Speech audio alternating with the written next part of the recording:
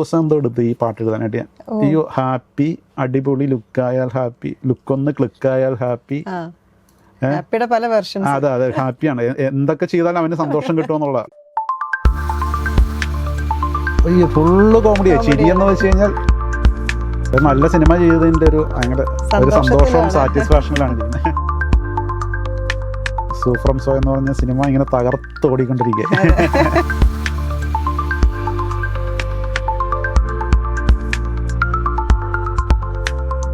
വയലാർ എഴുതും ഇതുപോലെ, അതാണ് മെയിൻ റോൾ.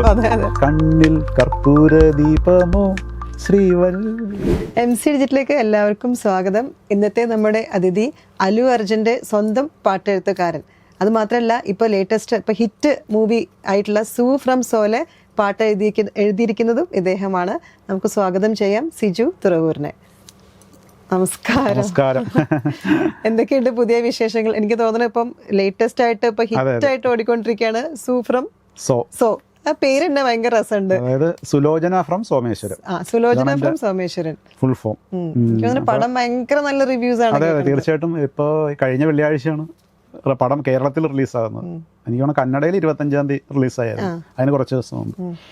കന്നഡയിലാണെങ്കിലും ഇവിടെയാണെങ്കിലും ആദ്യത്തെ ദിവസങ്ങളിലൊന്നും വലിയ ആളൊന്നുമില്ലായിരുന്നു തിയേറ്ററിലേക്ക്. കാര്യം വലിയ ആർട്ടിസ്റ്റുകളൊന്നുമില്ല. ഇപ്പൊ നമുക്ക് പരിചിതരല്ലാത്ത മുഖങ്ങളാണ് പലരും. അതെ, രാജ്ബി ഷെട്ടി മാത്രമേ ഉള്ളൂ അതിൻ്റെ അകത്ത് പെട്ടെന്ന് ഐഡന്റിഫൈ ചെയ്യുന്നൊരു നടനെന്ന്. അപ്പോൾ പിന്നെ മൗത്ത് പബ്ലിസിറ്റിയോടെ ഒരു 2-3 ദിവസം കൊണ്ട് പെട്ടെന്ന് ആള് കൂടാൻ തുടങ്ങി. കാഴ്ചക്കാരിങ്ങനെ കൂടി തിയേറ്ററുകളിൽ നിറയാൻ തുടങ്ങി. ഇപ്പം കേരളത്തിലാണെങ്കിലും ഇപ്പം ഈ ആദ്യത്തെ വെള്ളിയാഴ്ച എനിക്ക് തോന്നുന്നു തീരെ ആള് കുറവായിരുന്നു. പക്ഷെ കണ്ടിറങ്ങിയവരുടെ അഭിപ്രായം അത് ഫുള്ള് കോമഡിയാണ്. ചിരി എന്ന് വെച്ച് കഴിഞ്ഞാൽ ആദ്യം മുതൽ അവസാനം വരെ ചിരിയാണ് പടം. എനിക്ക് തോന്നുന്നു ഇത്ര നാള് ഒത്തിരി നാളായെന്നുണ്ട് നമ്മൾ ഇതുപോലെ തിയേറ്ററിലിരുന്ന് പൊട്ടിച്ചിരിച്ച് ഒരു പടം കാണുന്നത്. ചിരി മാത്രമല്ല, ശരിക്കും പറഞ്ഞ ഒരു ഹൊറർ കോമഡി അങ്ങനെ ഒരു ജോണറാണ് പടത്തിന്റെ. ഹൊറർ എന്ന് വെച്ച് കഴിഞ്ഞാൽ അത്ര വലിയ ഹൊററൊന്നും ഇല്ല പടത്തില്. അതുമാത്രമല്ല, അവസാനത്തിലേക്ക് അടുക്കും തോറും നമുക്ക് എന്താ പറയുന്നത്, ഭയങ്കരമായിട്ട് ഫീൽ ചെയ്യുന്ന വലിയൊരു മെസ്സേജ് പാസ് ചെയ്യുന്നൊരു സിനിമയാണത്. പ്രത്യേകിച്ച് സ്ത്രീകള് ഉറപ്പായിട്ടും കാണേണ്ട എല്ലാ വിഭാഗത്തിലുള്ള ആൾക്കാരും. ഇതിൻ്റെ ഒരു പ്രത്യേകത എന്ന് വെച്ച് കഴിഞ്ഞാൽ ചെറിയ കുഞ്ഞു കുട്ടികൾക്ക് മുതൽ അമ്മൂമ്മമാർക്ക് അപ്പൂപ്പന്മാർക്ക് വരെ ആസ്വദിക്കാൻ പറ്റുന്ന രീതിയിലുള്ളൊരു തനി ഫാമിലി എന്റർടൈനറാണ് പടം. ഒരു എന്താ പറയുന്ന നല്ല ഫ്രഷ്നെസ് ഉള്ളൊരു സിനിമയാണത്.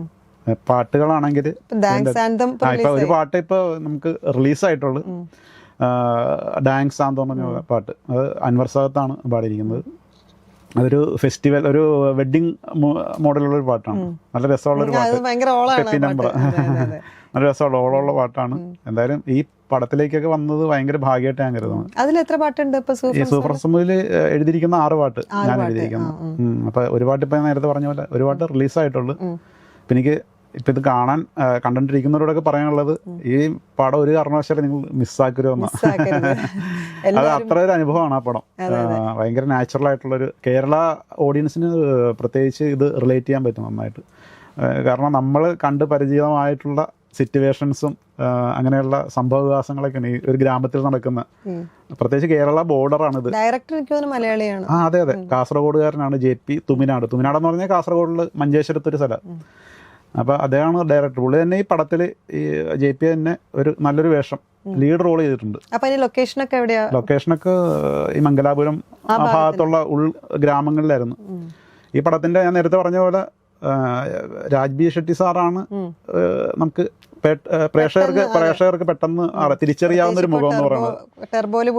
ടർബോയിലൊക്കെ നമ്മൾ കണ്ടിട്ടുള്ളതാണല്ലോ. ഗംഭീര അഭിനേതാവാണ് പുള്ളി. ഒരു ഓൾറൗണ്ടറാണ് ശരിക്കും പറഞ്ഞാൽ.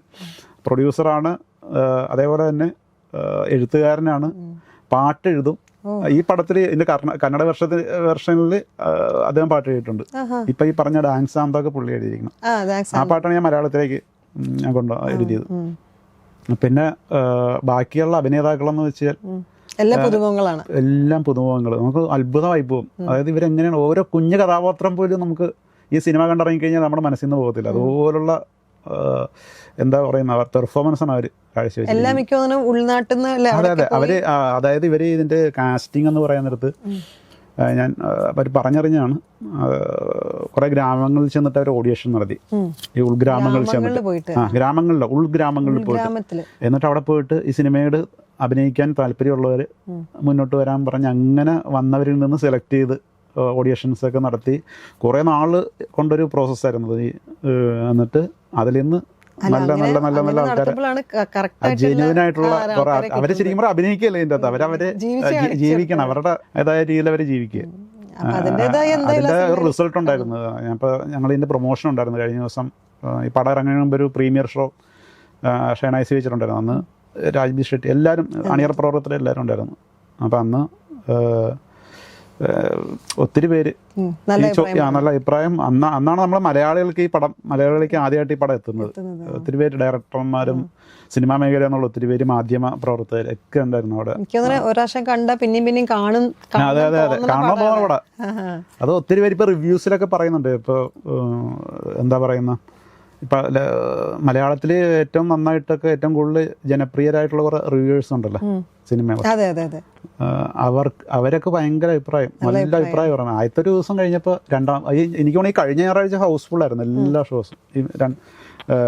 മിനിഞ്ഞാന്നത് ഇപ്പം ഇന്നലെയാണെങ്കിലും എല്ലാം ഹൗസ്ഫുൾ ഷോസ് ആണ് ഇപ്പോഴും. അങ്ങനെ ഒരു കോമഡി ആയിട്ട് കുറെ കാലത്തിന് ശേഷം മലയാളത്തിൽ നല്ല സിനിമ ചെയ്തതിന്റെ ഒരു ഭയങ്കര ഒരു സന്തോഷവും സാറ്റിസ്ഫാക്ഷനിലാണ് ഇരിക്കുന്നത്. ഇപ്പൊ എത്ര വർഷമായി ഇപ്പൊ ഇൻഡസ്ട്രിയിലോട്ട് വന്നിട്ട്?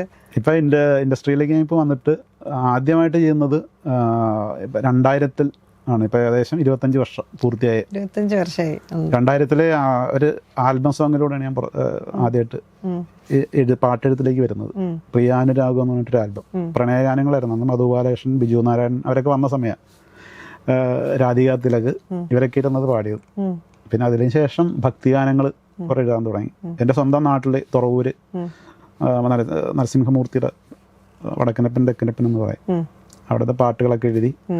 പിന്നെ ഭക്തിഗാനങ്ങൾ. പിന്നെ മള്ളിയൂർ ഗണപതി. ഭക്തിഗാനങ്ങളിൽ തുടങ്ങുന്നത് മള്ളിയൂർ ഗണപതി എന്ന് ആണ് തുടങ്ങുന്നത്. പിന്നെ അങ്ങനെ കുറേ പാട്ടുകൾ ഒന്നിനു കുറേ ഒന്നായിട്ട് വന്ന്. പിന്നെ ആ ഇടയ്ക്ക് കുറേ കഴിഞ്ഞപ്പോൾ ഞാൻ MC ഓഡിയോസിൽ സജിതേട്ടനെ പരിചയപ്പെടുകയെ. അപ്പം എൻ്റെ കുറേ പാട്ടുകളൊക്കെ പുള്ളി ശ്രദ്ധിക്കാൻ തുടങ്ങി.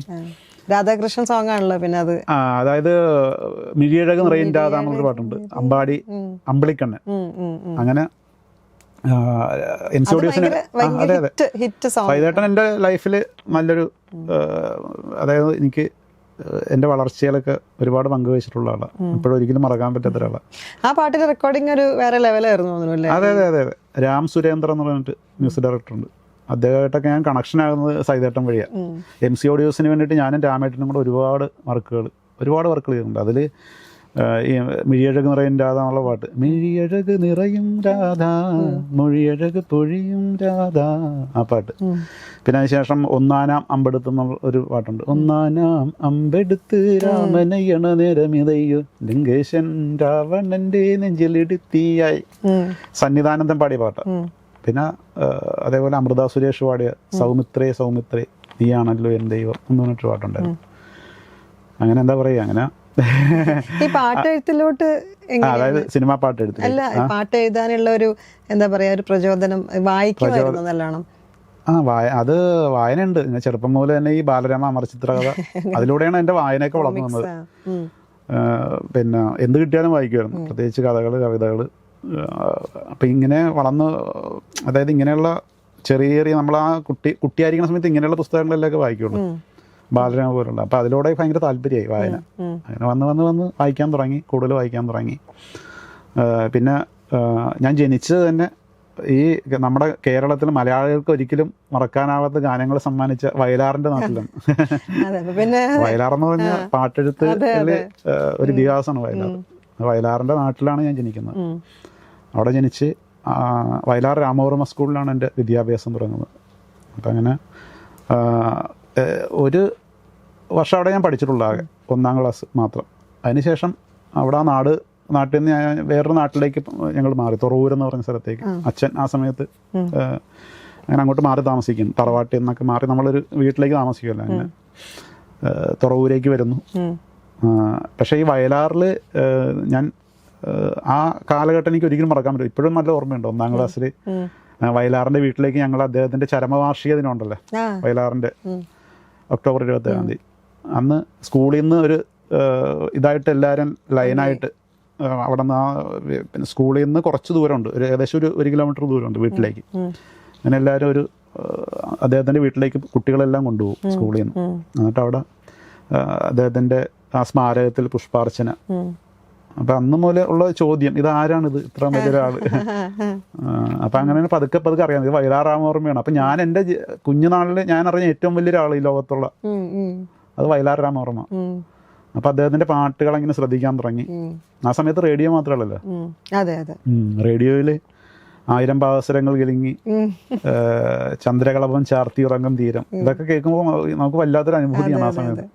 അപ്പോൾ റേഡിയോയുടെ TV പോലും വന്നിട്ടില്ല ആ സമയത്ത്. എനിക്ക് തോന്നുന്നു മനുഷ്യന് ഏക ഒരു വിനോദ ഉപാധി എന്നുള്ളത് റേഡിയോ മാത്രമേ. അപ്പോൾ റേഡിയോയുടെ മുമ്പിൽ പോയി ഇങ്ങനെ ഇരിക്കും. ചലച്ചിത്ര ഗാനങ്ങൾ ഇല്ല ചില പ്രത്യേക ടൈമിങ്ങിലാണ് ചലച്ചിത്ര ഗാനങ്ങൾ ഉണ്ടാകണം ആ സമയത്ത്. ചിലപ്പോൾ ആദ്യമൊന്നും നമ്മുടെ വീട്ടിലൊന്നും ഇല്ലായിരുന്നു റേഡിയോ, അല്ലാതെ വേറെ പല സ്ഥലത്തിരുന്ന് ഇങ്ങനെ കേൾക്കാറുണ്ട് പാട്ടുകൾ. അങ്ങനെ കേട്ട് പാട്ടിനോട് അന്ന് ഉള്ളിലൊരു ഇഷ്ടം കടന്നുകൂടിയായിരുന്നു. പാട്ടെന്ന് ഭയങ്കര ഇഷ്ടമാണ്. പാട്ട് പഠിക്കാൻ അല്ല പാട്ടങ്ങനെ എനിക്ക് പാടാൻ അറിയത്തില്ല, അത്യാവശ്യം അന്ന് മൂടൊന്നല്ലാതെ. അപ്പോൾ എല്ലാവരുടെ ഉള്ളൊരു ചോദ്യം ഉണ്ടാവും, വലുതാകുമ്പോൾ ആരാണോ എന്നുള്ളത്. അപ്പം എൻ്റെ മനസ്സിൽ ഇങ്ങനെ എനിക്കൊരു പാട്ടെടുത്ത് കാരണമാണ് അല്ല മനസ്സിലിങ്ങനെ കിടപ്പുണ്ട്, എൻ്റെ ഉള്ളിലിങ്ങനെ കിടപ്പുണ്ട്. അങ്ങനെ ഡിഗ്രി ആയി കഴിഞ്ഞ സമയത്ത് അപ്പം അതൊക്കെ ഇങ്ങനെ എഴുതാൻ തുടങ്ങി, ഓരോ കവിതകളും അങ്ങനെയൊക്കെ എഴുതാൻ തുടങ്ങി. ചെറിയ ചെറിയ ഇങ്ങനെ വെറുതെ ഒക്കെ എഴുതി വെക്കും. അതായത് എറണാകുളത്ത് ഒരു ഇൻസ്റ്റിറ്റ്യൂട്ടിൽ കീബോർഡ് പഠിക്കാൻ, സംഗീതത്തിലുള്ള ഒരു താല്പര്യം കാരണം കീബോർഡ് പഠിക്കാൻ ചേർന്നു. പ്രയോട്ടക് എന്ന് പറയുന്നത് അതെനിക്കറിയാം, പാട്ട് പാടാൻ എനിക്ക് അറിയത്തില്ലെന്നുള്ള കാര്യം എനിക്കറിയാം. നമ്മൾ വെറുതെ എന്തിനും ആവശ്യമില്ലാത്തൊരു ഇഷ്ടമുണ്ട് പാട്ടുണ്ട്. അതെ അങ്ങനെ കീബോർഡ് പഠിക്കാനായിട്ട് ഇവിടെ ഒരു ഇൻസ്റ്റിറ്റ്യൂട്ടിൽ ചേർന്നു. അവിടെ വെച്ചിട്ട് ലത്തീഫ് എന്ന് പറഞ്ഞിട്ടുണ്ട്, അവിടെ എൻ്റെ കൂടെ പഠിക്കുന്നൊരു ലത്തീഫായിട്ട് നല്ല കണക്ഷനായി. അപ്പം ഞങ്ങൾ ഒരുമിച്ച് ഒരു പാട്ട് ചെയ്യാം, ചുമ്മാ അവിടെ കീബോർഡ് പഠിക്കുന്നുണ്ടല്ലോ, അപ്പം നമുക്കൊരു സ്വന്തമായിട്ടൊരു ആൽബം സോങ് ചെയ്യാന്നുള്ളൊരു എന്താ പറയുക ഒരു ഡിസ്കഷനൊക്കെ വന്നു. അങ്ങനെ ചെയ്യാം, നമുക്ക് കൊച്ചി FM ആ സമയത്ത് FM കൊടുക്കാം. അപ്പോൾ അവരോടൊക്കെ ചോദിച്ചു നോക്കിയപ്പോൾ FM ജോലി ചെയ്യുന്ന ഒരാളായിട്ട് പരിചയമുണ്ട്. അപ്പോൾ ആ ചെയ്താൽ ഞങ്ങളിവിടെ പ്രക്ഷേപണം ചെയ്യാം FM വഴി. അങ്ങനെ തുടങ്ങിയതാണ് പാട്ട് ചെയ്യാനായിട്ട്. ആദ്യമായിട്ടൊരു പാട്ട് എഴുതി, പിന്നെ അത് 3 പാട്ടിലേക്ക് മാറി, പിന്നെ 8 പാട്ടായി. എന്നിട്ട് നമുക്കൊരു ആൽബമായിട്ട് ഇറക്കാം എന്നുള്ള രീതിയായി, എന്നിട്ട് FM കൊടുക്കാം എന്നുള്ള ഒരു തീരുമാനത്തിലേക്ക് വന്നു. അങ്ങനെയാണ് എൻ്റെ ആദ്യത്തെ ആൽബം ഇറങ്ങുന്നത്. ലത്തീഫ് മ്യൂസിക്, ഞാൻ ലിറിക്സ്. അങ്ങനെ അപ്പോൾ കുറേ അത് നമുക്ക് വല്ലാത്തൊരു അനുഭൂതിയാണ്. നമ്മൾ എഴുതുന്ന വരികൾ ഒരു സ്റ്റുഡിയോയിൽ ഒരു ഗായകൻ പാടി അതൊരു പാട്ടായിട്ട് അതിൻ്റെ ഓർക്കസ്ട്രയൊക്കെ ചെയ്ത് പുറത്തിറക്കുമ്പോൾ ഉള്ളൊരു ഹാപ്പിനെസ് ഉണ്ടല്ലോ, അത് സന്തോഷം നമുക്ക്. ഇപ്പൊ ഞാൻ തന്നെ എഴുതിയാണെന്നുള്ളൊരു സംശയം നമുക്ക് തോന്നുന്നു. അതെ അതെ അതെ, നമ്മളവിടെ ഒരു സൃഷ്ടി, അതൊരു സൃഷ്ടിയാണ് ശരിക്കും, അത് കലാസൃഷ്ടിയാണല്ലോ ഒരു പാട്ടെന്ന് പറയുന്നത്. അതുണ്ടാകുമ്പോൾ നമുക്ക് കിട്ടുന്നൊരു അനുഭൂതി ഉണ്ട്. അതൊക്കെ ആദ്യമായിട്ട് കേൾക്കുമ്പോഴും അന്നൊക്കെ അനുഭവിച്ച ഒരു സന്തോഷം പറഞ്ഞറിയിക്കാൻ പറ്റാത്തൊരു സന്തോഷം. അത് പിന്നെ ഇതൊരു സീരിയസ് ആയിട്ട് എടുക്കാൻ തുടങ്ങി. എന്തുകൊണ്ട് എഴുതാൻ നമുക്ക് കൂടുതൽ അവസരങ്ങൾ. പക്ഷേ പിന്നെ പലരെയും യാദൃശ്യമായിട്ട് പരിചയപ്പെടുന്നു ഈ മേഖലകളിലുള്ളവരായിട്ടൊക്കെ. അങ്ങനെ ഒന്നിന് പുറകെ ഒന്നായിട്ട് കൂടുതൽ ഭക്തി, ഞാൻ നേരത്തെ പറഞ്ഞ പോലെ അങ്ങനെ ആ യാത്ര അവിടെ വെച്ച് തുടങ്ങി. ഡിവോഷണൽ സോങ്സ് എഴുതാൻ തുടങ്ങി. അതെ അതെ അതെ, album devotional songs, album songs. അങ്ങനെ ഡിവോഷണൽ സോങ്സ് അമ്പലത്തിന് വേണ്ടിയിട്ട് പാടിയെന്ന് പറഞ്ഞു. അപ്പൊ അമ്പലത്തിൽ അത് ഇട്ട് കേൾക്കുമ്പോൾ പിന്നെ തീർച്ചയായിട്ടും എൻ്റെ നാട് തുറവൂര്, എൻ്റെ നാട്ടുകാരാണ് എല്ലാവരും. അപ്പോൾ അവരുടെയൊക്കെ അഭിപ്രായം സ്വന്തം നാട്ടിൽ നിന്ന് അവിടെയുള്ളവർ പറയുമ്പോൾ ഉള്ള ഒരു അഭിപ്രായം ഉണ്ടല്ലോ നമ്മളെക്കുറിച്ച്, പാട്ടിനെ കുറിച്ചൊക്കെ പറയുമ്പോൾ ഭയങ്കര സന്തോഷം. അത് ഒത്തിരി സന്തോഷം. അപ്പോൾ അമ്പലത്തിൽ ഉത്സവ സമയത്തൊക്കെ ഈ പാട്ട്, നമ്മുടെ ഞാൻ എഴുതിയ പാട്ടുകൾ മധുശേനൊക്കെ പാടിക്കണം, മധു ബാലകൃഷ്ണൻ അവരൊക്കെ ഇരുന്ന് ആ പാട്ട് പാടിയത്. അപ്പോൾ അതൊക്കെ കേൾക്കുമ്പോൾ ഉണ്ടാകുന്നൊരു എല്ലാവരുടെ മുമ്പിലും നമ്മളിങ്ങനെ നിൽക്കുമ്പോൾ പാട്ട് കേൾക്കുമ്പോൾ ഭയങ്കര സന്തോഷം. അത് അനുഗ്രഹം ആണ് ശരിക്കും. പിന്നെ ഈ സിനിമയിലേക്കുള്ള സിനിമയിലേക്ക് ഞാൻ വരുന്നത് ഇതേപോലെ ഇങ്ങനെ നിൽക്കുന്ന സമയത്ത് 2008 ആദ്യമായിട്ട് ഹാപ്പി എന്ന് പറഞ്ഞ സിനിമ. അതെ അതെ അതെ, ഹാപ്പിയിൽ പിന്നെ ഖാദർ ഹസൻ എന്ന് പറഞ്ഞിട്ട് ഒരു പ്രൊഡ്യൂസറുണ്ട്, അദ്ദേഹമാണ് എന്നെ വിളിക്കുന്നത്. അതിൻ്റെ കാരണക്കാരനായത് ജോണി സാഗരിയ, ജോണി ചേട്ടൻ അറിയത്തില്ലേ, നിർമ്മാതാവ്. അപ്പോൾ ജോണി ചേട്ടൻ ഇടയ്ക്ക് എറണാകുളത്ത് വെച്ചിട്ട് ഞാൻ കാണാറുണ്ട്, പുള്ള ഓഫീസിലൊക്കെ വെച്ച് അങ്ങനെ കണ്ട് പരിചയപ്പെട്ട് എൻ്റെ നമ്പരൊക്കെ വാങ്ങിച്ചു വെച്ചിട്ടുണ്ടായിരുന്നു. അപ്പോൾ എങ്ങനെയോ ഒരു ദിവസം എന്നെ വിളിക്കാണ് ജോണി ചേട്ടൻ. ഞാനൊരു അമ്പലത്തിൽ വീടിൻ്റെ അടുത്തുള്ളൊരു അമ്പലമുണ്ട് അവിടെ, തൈക്കാട്ടുശ്ശേരി എന്ന് പറഞ്ഞിട്ട്. അവിടെ തൊഴുത് നിൽക്കുന്ന സമയത്താണ് ഈ കോൾ വരുന്നത് ഫോണിൽ. അപ്പോൾ ജോണിച്ചേട്ടൻ സിജു ഇങ്ങനെ ഒരു സിനിമ വന്നിട്ടുണ്ട്, ഒന്ന് എഴുതി ഇത് നോക്കാൻ പറഞ്ഞു പോയി. ഞാൻ പെട്ടെന്ന് ഭയങ്കര അത്ഭുതം, പിന്നെ ആദ്യമായിട്ടൊരു സിനിമയ്ക്ക് എഴുതാനായിട്ട് വിളിക്കും, എക്സൈറ്റ്മെന്റ്. അപ്പോൾ തിരുവനന്തപുരത്ത് കാദർ ഹസൻ എന്ന് പറഞ്ഞ ആൾ വിളിക്കും, എന്നിട്ട് എഴുതി നോക്ക് എന്ന് പറഞ്ഞു. ഇങ്ങനെ ഡബിങ് സിനിമയാണത്, ഭയങ്കര ടഫായിട്ടുള്ള ഒരു പരിപാടിയാണ്. നമ്മൾ സാധാരണ എഴുതണ പോലെ അല്ല. അപ്പൊ ടെൻഷൻ എനിക്ക് ഭയങ്കര ഇതെങ്ങനെ ഞാൻ എഴുതും. പ്രത്യേകിച്ച് അല്ലു അർജുൻ. അതെ, അപ്പൊ അല്ലു അർജുനെ കുറിച്ച് ഒരു പടം എന്ത് ഇറങ്ങിയിട്ടുള്ള ആര്യ എന്ന് പറഞ്ഞൊരു പടം മാത്രം. എനിക്കിതൊന്നും അറിയത്തില്ല. ഞാൻ നേരെ തിരുവനന്തപുരത്തേക്ക് കാദർ ഹസന്റെ സ്റ്റുഡിയോയിലേക്ക് വെച്ച് പിടിച്ച് അവിടെ ഒരു ഫ്ലാറ്റിൽ പുള്ളി എല്ലാ അറേഞ്ച്മെന്റ്സും ചെയ്തിരിക്കും, എഴുതാനുള്ള TV ഒക്കെ വെച്ച് എടുത്ത് വെച്ചിരിക്കുന്നു. ഇത് കണ്ടന്റ് വേണം എഴുതാൻ. ഞാൻ അവിടെ ചെന്നപ്പോഴാണ് ഇതൊക്കെ മനസ്സിലായത്. അപ്പോൾ ആൾറെഡി തെലുങ്കിൽ ഈ സിനിമ ഇറങ്ങിയിട്ട് ഇത് മലയാളത്തിലേക്ക് ഇത് മൊഴിമാറ്റി എഴുതാം.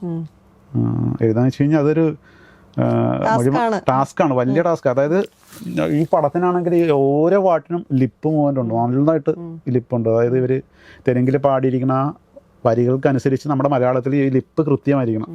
അത് മാത്രമല്ല ആ പടത്തിലെ പാട്ടൊക്കെ ഭയങ്കര ഹൈ റേഞ്ചിലുള്ള, നല്ല റേഞ്ചുള്ള പാട്ടാണ്, നല്ല രസമുള്ള പാട്ടുകളൊക്കെ. അപ്പൊ ആദ്യം എന്റെ മുമ്പിലേക്ക് വന്നത് പുള്ളി ഇട്ട് തന്നത് സിനിമ ആദ്യം കാണാൻ പറയാം. അപ്പൊ ഞാൻ ഫുൾ സിനിമ ഇരുന്ന് കണ്ടു. അത് വേണമല്ലേ, നമുക്ക് ഒരു ഐഡിയ കിട്ടും, ആ ഫീൽ എല്ലാം. അങ്ങനെ ഹാപ്പി, അടിപൊളി ലുക്കായാൽ ഹാപ്പി. അപ്പൊ ഞാൻ ഇതെല്ലാം കണ്ടിട്ടിരുന്നു, ഇങ്ങനെ പിടിച്ചിട്ടിരിക്കുക. ലുക്ക് ആദ്യം വലിയ ബുദ്ധിമുട്ടായിരുന്നു എഴുതാനായിട്ട്. എനിക്കിത് ഇട്ടെറിഞ്ഞിട്ട് പോയാൽ കൊള്ളാമെന്ന് ഇങ്ങനെ തോന്നി. ഇതിന്റെ വല്ല ആവശ്യം എനിക്കുണ്ടാ, മര്യാദക്ക് ഈ ചെറിയ ആൽബം പാട്ടൊക്കെ എഴുതി പോയാൽ പോലെ എന്നൊക്കെ ഇങ്ങനെ ചിന്തിക്കുകയാണ് ഞാൻ അവിടെ ഇരുന്ന്. പക്ഷെ എനിക്ക് പിന്നീട് ഇങ്ങനെ ആലോചിച്ചപ്പോൾ ഇതൊരു വെല്ലുവിളിയാണല്ലോ, ആരും ഏറ്റെടുക്കാത്ത ഒരു വെല്ലുവിളി അത്. പിന്നെ ഇത് എന്തായാലും ഇത് എഴുതിയിട്ടേ ഞാൻ ഇവിടെ നിന്ന് പോകുന്നുള്ളൊരു ദൃഢമായിട്ടുള്ള തീരുമാനം അങ്ങനെ എടുക്കുകയാണ്, ഉറച്ച തീരുമാനം. അപ്പൊ 3 ദിവസം എന്തോ എടുത്ത് ഈ പാട്ട് എഴുതാനായിട്ട് ഞാൻ. ഈ ഹാപ്പി, അടിപൊളി, ലുക്കായാൽ ഹാപ്പി, ലുക്കൊന്ന് ക്ലിക്കായാൽ ഹാപ്പി. അതെ അതെ, ഹാപ്പിയാണ്. എന്തൊക്കെ ചെയ്താലും അവന് സന്തോഷം കിട്ടുമെന്നുള്ള എന്ന് അങ്ങനെ കുറെ ആ വരികൾ ഇങ്ങനെ പോയിക്കൊണ്ടിരിക്കും. അത് പക്ഷെ ഇതെല്ലാം ഈ ലിപ്പനുസരിച്ച് എഴുതുകയും ചെയ്യണം. അങ്ങനെ അത് എഴുതി കഴിഞ്ഞപ്പോൾ പുള്ളിക്ക് ഭയങ്കര ഇഷ്ടപ്പെട്ടു. ഇക്ക പറഞ്ഞ് എന്നാ കേടാ നീ ബാക്കി പാട്ടും കൊണ്ട് എഴുത്, ട്രൈ ചെയ്യാൻ പറഞ്ഞു. ഞാൻ ഓർത്ത് ഈ ഒരു പാട്ട് എഴുതിയിട്ട് പോകാമെന്ന് വിചാരിച്ചിരിക്കുക. പിന്നെ അടുത്ത പാട്ട് അഴകേ നീ എന്നെ പിരിയല്ലേ. ആ പാട്ടിന്റെ ഒരു ഗുണമെന്ന് വെച്ചാൽ അതിന്റെ അകത്ത് ലിപ്പില്ല. ആ ഒരു പാട്ടിന് അത് ഫുള്ള് കോളേജ് ക്യാമ്പസ് ആണ്. അതെ അതെ, അതിന്റെ റൊമാൻസ് ആണ് ആ പാട്ട്. അതെ അതെ അതെ, അതായത് ഭയങ്കര തീവ്രമായിട്ടുള്ള പ്രണയത്തിന്റെ ഒരു ജോസാഗർ പാടിയ പാട്ട്. പുള്ളിയുടെ ഫസ്റ്റ് സോങ്. അങ്ങനെ അത് എഴുതി, അത് പുള്ളിക്ക് അതും കാതർക്കും നന്നായിട്ട് ഇഷ്ടപ്പെട്ടു. അങ്ങനെ അടുത്ത പാട്ട് അങ്ങനെ 5 പാട്ടാണ് ഞാൻ പടത്തിൽ എഴുതി. പിന്നെ ജാസി ചേട്ടൻ പാടി ചിരിച്ചു കൊഞ്ചുന്ന വണ്ടേ എന്ന് പറഞ്ഞിട്ടൊരു പാട്ടുണ്ട്, അതെല്ലാം എഴുതി. അങ്ങനെ ഡബ്ബിംഗ് സിനിമകളുടെ മേഖലയിലേക്ക് അങ്ങനെ എത്തിപ്പെടുന്നത് ഹാപ്പി സിനിമ. അതിനുശേഷം പിന്നെ അടുത്തടുത്ത് ഒത്തിരി പടങ്ങൾ, ബണ്ണി, ഹീറോ, കൃഷ്ണ, ഇതിങ്ങനെ വന്നോണ്ടിരിക്കും. അതിങ്ങനെ നമ്മളൊരു ഓളത്തിൽ അങ്ങനെ ഒഴുകിക്കൊണ്ടിരിക്കും പോലെ. അങ്ങനെ കുറെ. അതിന്റെ ഇടയ്ക്ക് ഞാൻ വേറെ എനിക്ക് ഭയങ്കര ഇഷ്ടമുള്ളൊരു സിനിമയായിരുന്നു ഹാപ്പി ഡേയ്സ്. നല്ല രസമുള്ള പടം, ക്യാമ്പസ് സ്റ്റോറി. അത് ഇതുപോലെ ആദ്യമൊന്നും ആളില്ലായിരുന്നു തിയേറ്ററിൽ, ഒരു ഫുൾ പുതുമുഖങ്ങൾ, നമുക്ക് ആർക്കും പരിചയം. അപ്പൊ ഈ തമന്നയുടെ ഒക്കെ ഫസ്റ്റ് പടം അതാണെന്ന് തോന്നുന്നു, തമന്ന നായികയായിട്ട് വരുന്നു. അതിങ്ങനെ വന്ന് എനിക്ക് ആ പാട്ട് ഭയങ്കര ഇഷ്ടപ്പെട്ട്. എഴുതാൻ ചെന്നപ്പോൾ തന്നെ അതിനും ലിപ്പില്ലായിരുന്നു. മനസ്സിൻ്റെ മറയില്ല, സ്നേഹത്തിനതിരില്ല, ഇനി നമ്മൾ പിരിയില്ല, വി ആർ ഫ്രണ്ട്സ് എന്ന് പറഞ്ഞിട്ട് പാട്ടുണ്ട്. അതൊരു ഫ്രണ്ട്ഷിപ്പിന്റെ എന്ന് വേണം പറയാം. ഇപ്പോഴും ട്രെൻഡിങ് ആയിക്കൊണ്ടിരിക്കുന്ന പാട്ടാണ്. അതെ അതെ അതെ. നേരത്തെ പറഞ്ഞ പാട്ട് പാടില്ല, എന്താസ്ലായിട്ട് പാട്ട് പാടുന്നത്. അപ്പൊ അങ്ങനെ ഇൻബോൺ ടാലന്റ് ആണ്, പഠിക്കേണ്ട ആവശ്യമില്ല. അതല്ല, അങ്ങനെ ഓരോ പടങ്ങളായിട്ട് ഇങ്ങനെ എഴുതി. ഇതൊക്കെ എടുത്ത് പറയേണ്ട പാട്ടുകളൊക്കെ. അല്ലു അർജുന് മാത്രമല്ല, ഒത്തിരി പടങ്ങൾ എഴുതി. മലയാള സിനിമകൾ ഇതിനിടയ്ക്ക് ഭഗവാൻ എന്ന മോഹൻലാലിന്റെ പടം, ഫസ്റ്റ് ഫിലിം അതായിരുന്നു. പിന്നെ അതിനിടയ്ക്ക് അതിനുശേഷം ചെറിയ ചെറിയ കുറേ സിനിമകൾ എഴുതിയായിരുന്നു. ഫ്രണ്ട്ഷിപ്പ്, എന്താ പറയുന്ന കോൾഡ് സ്റ്റോറേജ്, അവർ ഇരുവരും ഒക്കെ ചെറിയ ചെറിയ സിനിമകളായിരുന്നു. മലയാള സിനിമകളാണ് അതൊക്കെ. തിയേറ്ററിലൊക്കെ വന്ന് അങ്ങനെ ഒരു ശ്രദ്ധിക്കപ്പെട്ട സിനിമകളൊന്നും അല്ല അത്. അതിനുശേഷം ഇപ്പം ഈ അടുത്ത കാലത്ത് എന്താ പറയുന്ന ബിജിബാലിൻ്റെ സംഗീതത്തിൽ അച്ഛനൊരു വാഴ വെച്ചു എന്ന് പറഞ്ഞ പടം, ധ്യാൻ ശ്രീനിവാസനും ഒക്കെ അഭിനയിച്ചൊരു പടം. അത് ഇറക്കാൻ പോണ പടം അല്ല, അത് ഇറങ്ങിയാണ്, കഴിഞ്ഞ വർഷം ഇറങ്ങിയ പടം. ബിജിബാലായിട്ട് ആദ്യമായിട്ട് വർക്ക് ചെയ്യുന്ന പടം. ധ്യാനിന്റെ പടം ഇപ്പൊ ഇറങ്ങാൻ പോകുന്ന ഓണത്തിന് ശേഷം വള എന്ന് പറഞ്ഞ സിനിമ. മൂഷിൻ എന്ന് പറഞ്ഞിട്ട് ഡയറക്ടർ. അതായത് കഠിന കടോരമി അണ്ടകടാഹം എന്ന് പറഞ്ഞൊരു പടം ഇല്ലായിരുന്നു, ഈ കോവിഡ് സമയത്ത് വന്ന OTT റിലീസ് ആയിരുന്നത്. നമ്മുടെ പുള്ളിക്കാരൻ ബേസിൽ ജോസഫ് നായകനായിട്ട് വന്ന പടം. നല്ല ശ്രദ്ധിക്കപ്പെട്ടൊരു പടമാണ്, നല്ല പടം. ആ പടത്തിന്റെ ഡയറക്ടറാണ് മൂഷ്. പുള്ളിയുടെ 2ാമത്തെ പടം ഫെയർ ബേ ഫിലിംസ് എന്ന് പറഞ്ഞിട്ട്, അതും ഈ ദുൽഖറിന്റെ കമ്പനി വേഫറാർ ഫിലിംസ് അവരാണ് അതും ഡിസ്ട്രിബ്യൂഷൻ. ഇപ്പൊ ഈ നമ്മുടെ ഈ സൂഫ്രം സോയും അവര് തന്നെയാണ് മലയാളത്തിൽ വേഫറാർ ഫിലിംസ് കൊണ്ടുവന്നിരിക്കുന്നത്. ദുൽഖറിന്റെ കമ്പനിയാണ് ഇത്. അതിൽ ഈ പിന്നെ നമ്മുടെ വളയെന്ന് പറഞ്ഞ പടത്തിൽ ധ്യാനും ലുക്മാനൊക്കെ ഉള്ള പടം. അതിൽ എൻ്റെ 2 പാട്ടാണ് ഞാൻ എഴുതിയത്. പിന്നെ റഫീഖയാണ് ഒരു പാട്ട്, അൻവർക്ക് ഒരു പാട്ട്, അങ്ങനെ കുറേ പേരുണ്ട്, ഉമ്പാച്ചി, അങ്ങനെ 7 പാട്ട്. ഭയങ്കര പ്രാധാന്യം ഒരു പടം, നല്ല പടമാണ്. ആ പടമെന്ന് നമുക്ക് വളരെ പ്രതീക്ഷയോടുകൂടി ഇരിക്കുന്ന പടമാണ്. പ്രത്യേകിച്ച് മ്യൂസിക് ഒരു രക്ഷയില്ലാത്ത മ്യൂസിക്. ഗോവിന്ദ് വസന്ത കേട്ടിട്ടുണ്ടോ? 96 പാട്ട് ഒരു രക്ഷയില്ലാത്ത പാട്ടല്ലേ അദ്ദേഹത്തിൻ്റെ. പുള്ളിയുടെ മലയാളം പടമാണ് പുള്ളി ചെയ്യുന്ന. നല്ല മ്യൂസിക്, എല്ലാ പാട്ടുകളും ശ്രദ്ധിക്കപ്പെടുമെന്ന് തന്നെയാണ് എൻ്റെ വിശ്വാസം. ചിത്രചേച്ചി പാടിയിട്ടുണ്ട്, ശങ്കർ മഹാദേവൻ പാടിയിട്ടുണ്ട്, നമ്മുടെ ജാസി ഗിഫ്റ്റ് പാടിയിട്ടുണ്ട്. അല്ലു അർജുൻ എനിക്ക് തോന്നുന്നു 18 പാട്ടുകളാണ്. അല്ല, 18 സിനിമകൾ. അല്ലു അർജുൻ്റെ 18 സിനിമകൾ ഞാൻ ആയിട്ടുണ്ട്. അതിൽ ഇപ്പോൾ ലേറ്റസ്റ്റ് പുഷ്പ 2 വരുന്നു. പുഷ്പ 1 ശേഷം പുഷ്പ 2. അപ്പോൾ ദേവിശ്രീ പ്രസാദ് സാറായിരുന്നു സംഗീതം. അപ്പോൾ എന്നോട് ചെന്നൈയിലേക്ക് ചെല്ലാൻ പറഞ്ഞു. ആദ്യമായിട്ട് പുഷ്പ 1 എഴുതാനായിട്ടാണ് ചെല്ലുന്നത്.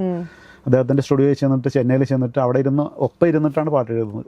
അതൊക്കെ ഭയങ്കര വല്ലാത്തൊരു എക്സ്പീരിയൻസ് ആയിരുന്നു. നേരത്തെ എനിക്ക് തോന്നുന്നു ലിപ്പ് നോക്കിയിട്ടാണല്ലോ എഴുതിക്കൊണ്ടിരുന്നത്. പിന്നെ അത് കഴിഞ്ഞ് അടുത്തിരുന്നിട്ടുള്ള ഒരു എക്സ്പീരിയൻസ്. ലിപ്പ് നോക്കി എഴുതുക എന്ന് പറഞ്ഞാൽ ഞാൻ പറഞ്ഞില്ല, ഒരു വല്ലാത്തൊരു അഭ്യാസം അതാണ്. അതിപ്പോ നമ്മൾ ഈ എന്താ പറയുന്ന ഒരു, ഞാനതിനൊരു ഉദാഹരണം പറഞ്ഞത് എൻ്റെ അർജുനൻ ഇതുണ്ടല്ലോ, അസ്ത്രമെയ്യണ ഒരു കഥയില്ല എൻ്റെ മഹാഭാരതത്തിൽ. അതൊരു കറങ്ങിക്കൊണ്ടിരിക്കുന്ന ഒരു സ്റ്റാൻഡ് ഉണ്ട്. അതിൽ ഒരു മീൻ ഇങ്ങനെ കറങ്ങിക്കൊണ്ടിരിക്കുക. അതിന്റെ കണ്ണിൽ ഇത് കറങ്ങിക്കൊണ്ടിരിക്കുകയാണെന്ന് നോക്കണം. അതിന്റെ കണ്ണിൽ ഈ താഴത്ത് വെച്ചിരിക്കുന്ന വെള്ളത്തിൽ നോക്കിയിട്ട്, അതിന്റെ നിഴൽ നോക്കിയിട്ട് ഇങ്ങനെ താഴത്ത് നോക്കിയിട്ട് അമ്പയ്യെന്ന് പറഞ്ഞ പോലെ ഒരു സംഭവം ഉണ്ടല്ലോ, കേട്ടിട്ടില്ലേ? അത്ര ടാസ്ക് ആണിത്. ഞാനൊരു ഉദാഹരണം പറഞ്ഞതാണ്. കാര്യം നമ്മൾ ട്യൂൺ നോക്കണം, അതിൻ്റെ ഒപ്പം ചുണ്ട് അനങ്ങുന്നത് നോക്കണം, ഇതിനൊപ്പം നല്ല ഇമോഷൻസ് കണക്ട് ചെയ്യണം, ഈ വാക്കുകൾ നല്ല വാക്കുകൾ വേണം, അത്യാവശ്യം മലയാളം പാട്ട് പോലെ തോന്നിക്കുകയും ചെയ്യണം. ഇനി ഇത്രയും കുറെ വെല്ലുവിളികൾ എൻ്റെ അകത്തുണ്ട്. എന്നോട് ഈ ഫീൽഡിലുള്ള എൻ്റെ തന്നെ സുഹൃത്തുക്കൾ, ഞങ്ങൾ രചന എന്ന് പറഞ്ഞിട്ട് ഒരു ഗ്രൂപ്പുണ്ട് പാട്ടെഴുത്തുകാരുടെ. അപ്പം അതിൽ ഒരുമാതിരി എല്ലാ പാട്ടെഴുത്തുകാരും ഉണ്ട്. കൈതപ്രം തിരുമേനി, റഫീഖ, ഹരിനാരായണൻ, ഷിബു ചക്രവർത്തി, ഇങ്ങനെ പഴയ മുതൽ ഇപ്പം ലേറ്റസ്റ്റ് ആയിട്ടുള്ള വിനായക് ശശികുമാർ, എല്ലാവരും ഉണ്ട്. അവിടെയൊക്കെ നമുക്ക് കിട്ടുന്നൊരു അവിടെയൊക്കെ ഒരു സപ്പോർട്ട് നല്ല ഭയങ്കര ഒരു ആത്മവിശ്വാസം കൂട്ടുന്ന സംഭവം.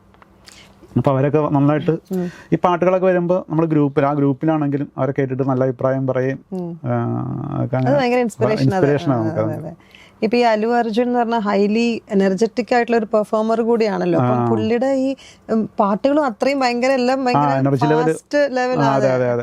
അതിപ്പോ ഞാൻ നേരത്തെ പറഞ്ഞു വന്നു, DSPയുടെ കൂടെ ഇരുന്ന് എഴുതിയതിൻ്റെയാണ് ഈ പുഷ്പ 1 പുഷ്പ 2. അദ്ദേഹത്തിന് അത് മലയാളവും ആ തെലുങ്ക് ഒറിജിനൽ വെർഷൻ പോലെ തന്നെയാണ് അതിന് വേണ്ടിയിട്ട് അദ്ദേഹം കൊണ്ടുവരാനായിട്ട്, മലയാളത്തിലേക്ക് കൊണ്ടുവരാനായിട്ട് എൻ്റെ ഒപ്പം ഞങ്ങൾ ഒരുമിച്ചിരുന്നിട്ട് നല്ല ക്ഷമയോടുകൂടി ഞാൻ ഇരുന്ന വരികൾ എവിടെയെങ്കിലും പ്രശ്നം ഉണ്ടെങ്കിൽ പറയും, അത് കറക്റ്റ് ചെയ്യാൻ പറയും.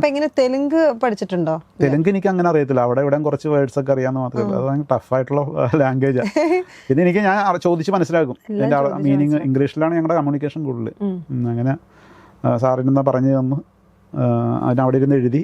അവിടെ തന്നെ റെക്കോർഡിംഗ് ഒക്കെ ശേഷമാണ് ഇങ്ങോട്ട് പോരുന്നത്, ചെന്നൈയിൽ സ്റ്റുഡിയോയിൽ. അതിൽ ആ പാട്ടില്ലേ, കണ്ണിൽ കർപ്പൂര ദീപമോ ശ്രീവല്ലി വാക്കിൽ കല്യാണി രാഗമോ, അത് നമ്മുടെ സിദ്ധു ശ്രീറാം പാടിയ പാട്ട്. പിന്നെ അതിൽ തന്നെ സിത്താര പാടിയ സ്വാമി സ്വാമി എന്ന് വിളിക്കുന്ന സ്വാമി, അത് അങ്ങനെ അതിലെ മിക്കവാറും ശ്രദ്ധിക്കപ്പെട്ടു. ശ്രീറാമിന്റെ കൂടെ നല്ല എക്സ്പീരിയൻസ് ആയിരുന്നു. ഇതേപോലെ മലയാളം പഠിപ്പിച്ചത് അത് ഭയങ്കര ടാസ്ക് ആയിരുന്നു. അവിടെ സ്റ്റുഡിയോയിൽ വന്ന് റെക്കോർഡിങ്ങിന് വേണ്ടിയിട്ട് അദ്ദേഹം വന്ന്, അപ്പൊ ഞാൻ ഇരുന്നിങ്ങനെ പറഞ്ഞു കൊടുക്കും ഓരോ വാക്കും, ഉച്ചാരണം കൃത്യമായിട്ട് ഇങ്ങനെ പറഞ്ഞു. സിദ്ധ എനിക്ക് തോന്നുന്നു അധികം നാട്ടില് ഇന്ത്യയിൽ ഇല്ലാത്ത ആളാണ്. പുള്ളി US ആണ് പുള്ളിക്കാരൻ. അപ്പൊ ഇടയ്ക്കിടയ്ക്ക് വരും, ചെന്നൈയിലേക്ക് വരും. ജനിച്ചതൊക്കെ പുള്ളി മലയാളം. അതെ അതെ, ഉച്ചാരണം ഭയങ്കര ഡിക്ഷൻ പ്രശ്നമുണ്ട്. പക്ഷെ അത് എല്ലാം പരിഹരിച്ചേ പുള്ളി പാടുള്ളൂ. കൃത്യമായിട്ട് ചോദിച്ച് മനസ്സിലാക്കിയിട്ട് ഉച്ചാരണം വളരെ കൃത്യമായിട്ട് നന്നായിട്ട് ഉച്ചരിക്കുന്നുണ്ട്. അതേപോലെ നമ്മുടെ ശ്രേയാ ഘോഷാലായിട്ട് ഞാൻ 2 പാട്ട് ചെയ്തിട്ടുണ്ട്. പെട്ടെന്ന് ഫാസ്റ്റ് ആയിട്ട് പഠിക്കും പുള്ളി. അതെ അതെ അതെ. ശ്രേയ എനിക്ക് തോന്നുന്നു അന്യഭാഷ ഗായികമാരിൽ ഇത്ര ക്ലിയർ സ്ഫുടമായിട്ട് മലയാളം ഉച്ചരിക്കുന്ന വേറൊരു പാട്ടുകാരിയാണ്. എനിക്ക് ഒരു അനുഭവമുള്ളതാണ്. 2 പാട്ടുകൾ എൻ്റെ പാടിയിട്ടുണ്ട് ശ്രേയാജി. ഇപ്പോൾ ഒന്ന് ബോംബെയിൽ വെച്ചിട്ടായിരുന്നു, സൈറ നരസിംഹ റെഡ്ഡി എന്ന് പറഞ്ഞിട്ടൊരു സിനിമ. അതിൽ പാടാനായിട്ട് വരുമ്പോൾ ഞാൻ പരിചയപ്പെടണം. അന്ന് ഇതുപോലെ ഞാൻ പാട്ട് വരികൾ പറഞ്ഞു കൊടുത്തു ശ്രേയാജിക്ക്. അത് നല്ല അത്ഭുതപ്പെടുത്തി കളഞ്ഞ് പാടിയപ്പോൾ. അതേപോലെ അത് കുറച്ച് സമയം എടുക്കും. ഞാൻ ഏകദേശം ഒരു 1/4 മണിക്കൂർ നീണ്ടു നിൽക്കുന്ന ഒരു പ്രോസസ്സാണ്. ഈ വരികൾ പറഞ്ഞു കൊടുത്ത് അവരത് മനപ്പാടാക്കുന്ന ഒരു സംഭവമുണ്ട്. പിന്നെ ഇപ്പൊ ഈ പുഷ്പ 2 വന്നപ്പോ കണ്ടാലോ ഒരു തീക്കൻ അങ്ങനെ ഒരു പാട്ടുണ്ട്, കണ്ടാലോ എന്ന് പറഞ്ഞിട്ട്. അത് ശ്രേയാജിയെ പാടിയത്. അതും ഇതുപോലെ ചെന്നൈയിൽ ഞങ്ങൾ ഒരുമിച്ചുണ്ടായിരുന്നു, റെക്കോർഡിങ്ങിനൊക്കെ ഒരുമിച്ചുണ്ടായിരുന്നു. അപ്പൊ അങ്ങനെയൊക്കെയാണ് കാര്യങ്ങൾ. സിദ്ധിന്റെ പാട്ട് ഭയങ്കര നല്ലൊരു ഹൈ അതുണ്ട്. പക്ഷേ ഇതിലൊക്കെ വെച്ച് ഏറ്റവും കൂടുതൽ ഹിറ്റായിരിക്കുന്ന, അതായത് കൂടുതൽ ശ്രദ്ധിക്കപ്പെട്ടത് ഈ നമ്മൾ ഡബ്ബിങ് പാട്ട് എഴുതുമ്പോൾ ഇവിടെ മാത്രമല്ലേ ശ്രദ്ധിക്കുകയുള്ളൂ, മലയാളികൾ മാത്രമേ ശ്രദ്ധിക്കുകയുള്ളൂ. പക്ഷേ ഈ പുഷ്പ 2 മല്ലിക ബാണന്റെ അമ്പുകളോ കൺപുനത്തുമ്പുകളോ അമ്പിളിപ്പൂനില നാമ്പുകളോ പുഞ്ചിരിത്തുമ്പികളോ മുല്ലമലർമണിച്ചുണ്ടുകളോ നിൻമണിച്ചുണ്ടുകളോ തേൻ തിരഞ്ഞെത്തുന്ന വണ്ടുകളോ പൂങ്കിനത്തുണ്ടുകളോ എന്ന് പറഞ്ഞിട്ടൊരു വരിയുണ്ട്. 8 വരിയാണത്. ആ 8 വരി എനിക്ക് കിട്ടിയ ഏറ്റവും വലിയൊരു ഭാഗ്യം കഴിഞ്ഞ ഈ അടുത്ത കാലത്ത്. അത് എഴുതാൻ ദേവിശ്രീ പ്രസാദ് സാറാണ് എന്നെ വിളിക്കുന്നത്. ഒരു വളരെ എന്താ പറയുക ആകസ്മികമായിട്ട് ഞാൻ അവിടെ ബാക്കി പാട്ടുകളൊക്കെ ചെയ്തിട്ട് തിരിച്ച് എന്നെ ഒന്ന് വന്ന് കുറച്ച് ദിവസമായിട്ടുള്ളൂ, 2-3 ദിവസം കഴിഞ്ഞപ്പോൾ എനിക്കൊരു രാവിലെ 7 മണിയായപ്പോൾ ഒരു കോള് സാറിൻ്റെ. സിജു സാർ പുള്ളിയൊരു പ്രത്യേക രസമാണ് സംസാരിക്കാനായിട്ട്.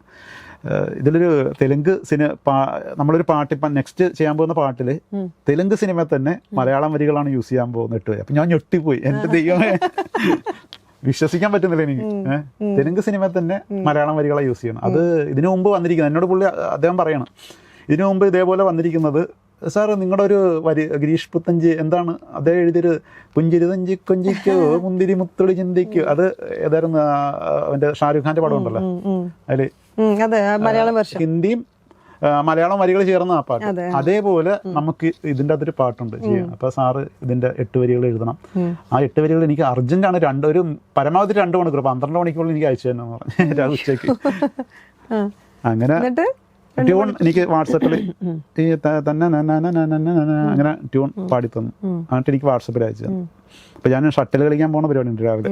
അപ്പൊ പോകാനായിട്ട് പുറത്തെൻ്റെ കൂട്ടുകാരൻ വന്നിരിക്കും. ഞങ്ങൾ ഒരുമിച്ച് അവിടെ ഒരു ഓഡിറ്റോറിയത്തിൽ ഒരു ചെറിയൊരു ഇൻഡോർ കോർട്ടുണ്ട് അവിടെ. അപ്പം ഞാൻ എന്തായാലും അന്ന് പോയേക്കാം, എന്തായാലും ഈ ട്യൂൺ വെച്ചിട്ട് ഇവിടെ ആലോചിച്ചിരുന്നിട്ട് കാര്യമില്ല. അത് ഈ മനസ്സിൽ ഇങ്ങനെ ഞാൻ ഇങ്ങനെ ട്യൂൺ മോളിക്കൊണ്ട് ഇങ്ങനെ ഷട്ടിൽ കളിക്കണതിൻ്റെ ഇടയ്ക്കും ഈ ട്യൂൺ മനസ്സിൽ കിടന്ന് കളിച്ചോണ്ടിരിക്കുക. അങ്ങനെ ഷട്ടിലെ കളിയെ കഴിഞ്ഞിട്ട് ഒരു 1.5 മണിക്കൂർ കഴിഞ്ഞപ്പോൾ ഞാൻ എൻ്റെ മനസ്സ് മൊത്തം ഈ ട്യൂണാണ്. അങ്ങനെ വന്ന വരികളാണ് ഈ 8 വരി മല്ലിക. ഞാനത് കളി കഴിഞ്ഞിട്ട് വീട്ടിൽ ചെന്ന് ഒരു 11-11:30 ഇതിന്റെ ഇടയ്ക്കൊക്കെ ഈ ഓർമ്മ മൊത്തം ഈ ട്യൂണായിരുന്നു. ഞാൻ സാറിന് അയച്ചു കൊടുത്തു, പാടി ആദ്യം മറ്റേ ടൈപ്പ് ചെയ്ത് അയച്ചിട്ട് അതിൻ്റെ പുറകെ പാടി അയച്ചു കൊടുത്തു. സാറിന് ഭയങ്കര ഇഷ്ടമായി. ഒരു വാക്കുപോലും മാറ്റാൻ പറഞ്ഞില്ല. പിന്നെ ഒരു ടെൻഷൻ ഉണ്ടായിരുന്നു, ഇത് വീണ്ടും പറയാൻ പറ്റില്ല, സിനിമയുടെ കാര്യമൊന്നും പറയാൻ പറ്റില്ല, ഈ വരികൾ വരുമോ നമുക്ക്. അങ്ങനെ ഇത് പാടി കഴിഞ്ഞപ്പോഴാണ് എനിക്ക് ആശ്വാസമായത്. അന്ന് എത്ര മണിക്കൂർ എടുത്ത പാട്ട് എഴുതാൻ? പാട്ട് എഴുതാനായിട്ട് അധികം സമയമൊന്നും എടുത്തില്ല. 2 മണിക്കൂർ, എനിക്ക് 12 മണിക്കുള്ളിൽ ഞാൻ എഴുതി അയച്ചു കൊടുത്തു. ഞാൻ നേരത്തെ പറഞ്ഞില്ലേ, ഒരു 11:30 അയച്ചു കൊടുത്തു. ഇതിൻ്റെ തെലുങ്ക് വരികളും മലയാളം വരികളും ചേർന്നുള്ളൊരു പാട്ടായിരുന്നു ഫീലിങ്സ്. അതെല്ലാ എനിക്ക് കിട്ടിയൊരു ഭാഗ്യം എന്ന് വെച്ചാൽ ഹിന്ദി, ബംഗാളി, കന്നഡ, തമിഴ്, ഇങ്ങനെ എല്ലാ ഭാഷകളിലും ഈ മലയാളം വരികളാണ് ഉപയോഗിച്ചത്. അതൊരു വലിയ ഭാഗ്യമായിട്ട് എനിക്ക് തോന്നുന്നു സിനിമയിൽ പുള്ളിയുടെ ഒരു ഫീലിങ്സ് എന്ന് വെച്ച് കഴിഞ്ഞാൽ ഫീലിങ്സ് അത്രേ ഉള്ളൂ. അത് ഫീലിംഗ് ആക്കിയതാ. ഫീലിംഗ് ഈ പുഷ്പ 2 ശേഷം ഏറെ ശ്രദ്ധിക്കപ്പെട്ട മൂവിയാണല്ലോ ഇപ്പൊ സൂ ഫ്രം സോൾ. അതെ. അതിലേക്ക് വന്നത് എങ്ങനെയാണ്? ഇതിലേക്ക് വരാൻ ഞാൻ കാരണം സതീഷ് മുതുകുളം, ഈ സിനിമയുടെ ഡയലോഗ് എഴുതിയ സതീഷ് ചേട്ടനാണ്. സതീഷ് ചേട്ടനാണ് എന്നെ ഇതിലേക്ക് രാജ്ബി ഷെട്ടി സാറിനെ ഇൻട്രൊഡ്യൂസ് ചെയ്യുന്നത്.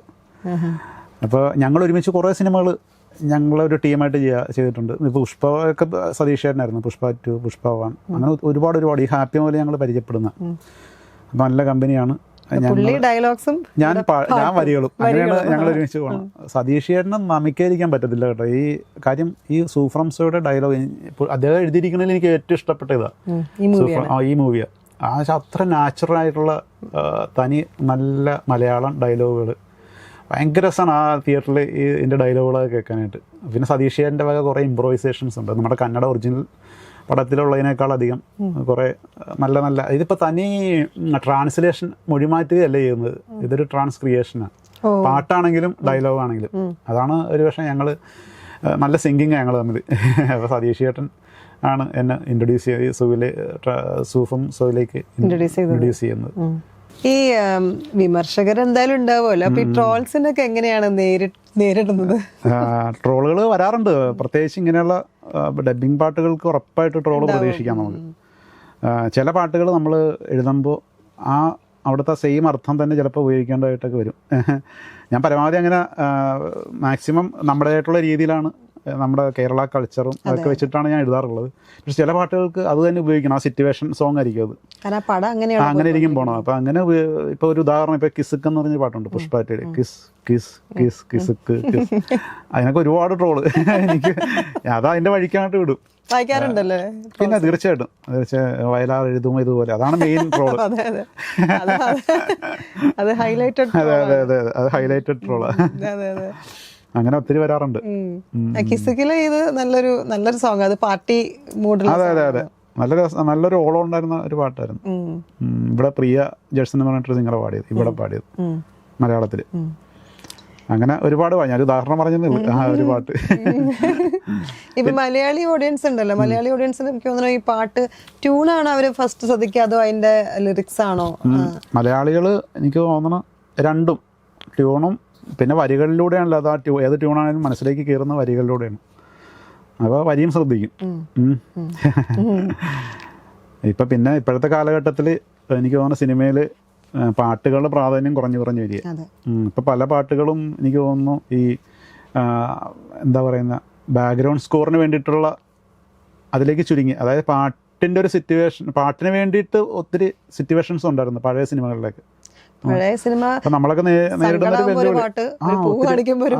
പാട്ടിന് വേണ്ടി തന്നെ സിറ്റുവേഷൻസ് അങ്ങനെയായിരുന്നു. പക്ഷെ ഇപ്പോഴ സിനിമയിൽ ഇപ്പോൾ ആറാറായിട്ടാണ് മാറിക്കൊണ്ടിരിക്കുക പാട്ടുകൾ. അങ്ങനെ പക്ഷേ ഇപ്പോൾ ഞാൻ പറഞ്ഞില്ല നേരത്തെ എൻ്റെ ഒരു പടം മലയാളം പടം ഇപ്പോൾ ഇറങ്ങാൻ പോകുന്ന പടം വളയിലെ പാട്ടുകളെല്ലാം എനിക്ക് തോന്നുന്നു പാട്ടിന് ഒത്തിരി പ്രാധാന്യമുള്ള സിനിമയാണത്. എല്ലാം നല്ല സോങ്ങിന് പറ്റിയ സിറ്റുവേഷൻസും അതൊക്കെ ഒത്തിരി പ്രതീക്ഷയുള്ളൊരു പടമാണത്. ഈ ചെയ്ത പാട്ടിൽ വെച്ചിട്ട് മനസ്സിൽ ഏറ്റവും ഇഷ്ടപ്പെട്ട ക്ലോസസ്റ്റ് ആയിട്ട് നിൽക്കുന്ന പാട്ട് ഏതാണ്? ഇപ്പൊ ഇത്രയും ചെയ്ത് വെച്ചിട്ട് ഇപ്പൊ അല്ലു അർജുന്റെ പാട്ട് എടുക്കുകയാണെങ്കിൽ തന്നെ, അല്ലു അർജുന്റെ പാട്ട് എടുക്കുമ്പോൾ അങ്ങനെ പ്രത്യേകിച്ച് ചോദിക്കാൻ നേരത്ത് കുറേ പാട്ടുകളുണ്ട്. എന്നാലും എനിക്ക് ഏറ്റവും കൂടുതൽ എന്നെ റെക്കഗ്നൈസ് ചെയ്യുന്ന പാട്ടെന്ന് പറഞ്ഞു കഴിഞ്ഞാൽ ഇപ്പം ഈ മല്ലിക ബാണൻ്റെ അമ്പുകളു കൺമുനത്തുമ്പുകൾ അതുണ്ട്.